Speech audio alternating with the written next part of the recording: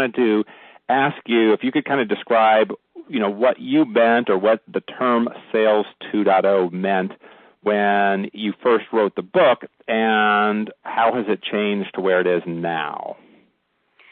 I'm so glad you're asking that question, Kurt, because I set out to write that book with Brent Holloway in part to define this term that was at that time emerging.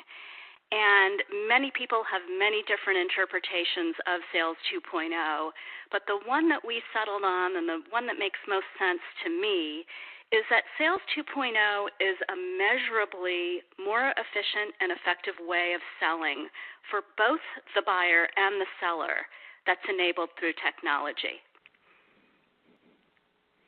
Okay. And where would you say things are now compared to, sort of what you were envisioning when you wrote the book? Yeah, the way I see Sales 2.0 evolving is that we are constantly facing new tools, new technologies, new ways of connecting with our customers. And you can start thinking about this when the telephone was first introduced way back in Alexander Graham Bell's day.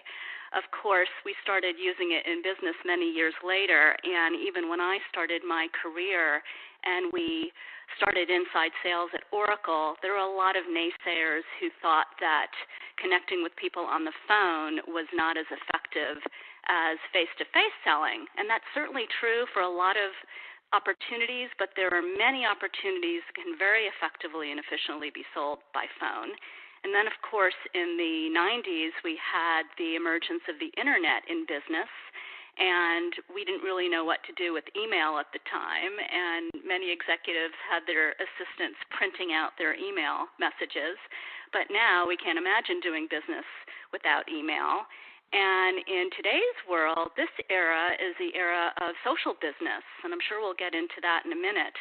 But we were facing the same sort of skepticism and how do I use this and how do I measure it kinds of questions that I have seen in other decades. So for me, this is just the evolution of Sales 2.0.